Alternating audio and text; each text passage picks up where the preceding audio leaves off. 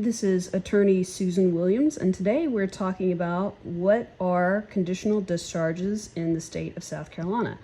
How do you get one, and how do they work? What is a conditional discharge?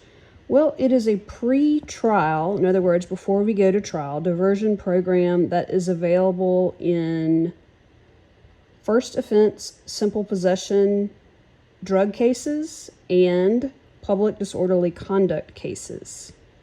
So the most common use of a conditional discharge is in a first offense, simple possession drug case. Section 4453-450 of the South Carolina Code authorizes conditional discharges when a person is charged with first offense possession of a controlled substance.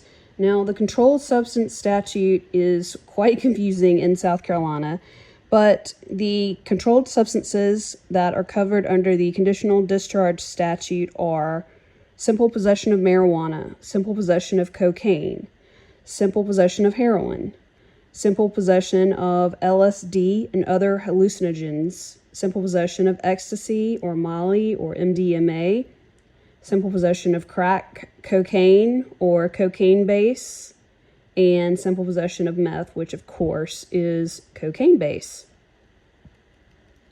So how this statute works is that you enter into a guilty plea. A lot of people think that rightfully so is not a good way to start a case, but the end result is something that may be more appealing.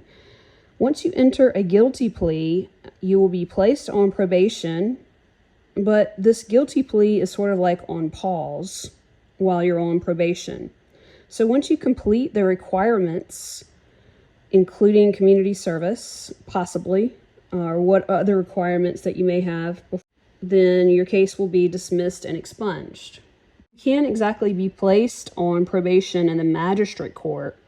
So in the magistrate court, your prosecutor, the court, or the law enforcement officer, or any of the alleged victims in your case may have some important input as to whether you are available to have this opportunity of a conditional discharge. That means that even if you're eligible for a conditional discharge, it's critical that your attorney present mitigating information to the prosecutor, like lack of prior record, level of education, current and past employment, family, volunteer work, restitution paid, or other facts that show the offense was a one-time thing and is likely never going to happen again.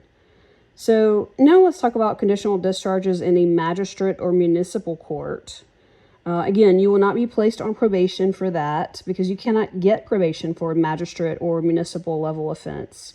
You'll be required to document community service hours if you have those. You may or may not be required to complete some kind of counseling. And if you do complete that, you should be prepared to provide written documentation that you have completed counseling.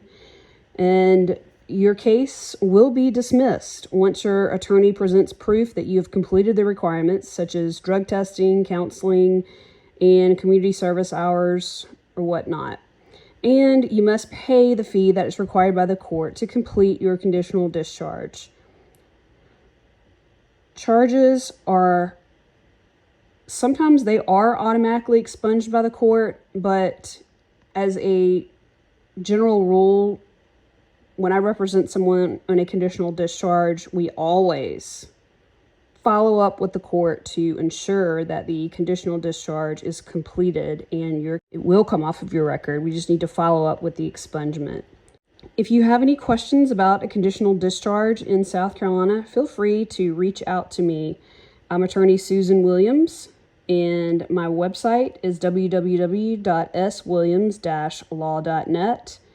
And my phone number is 843-607-9800.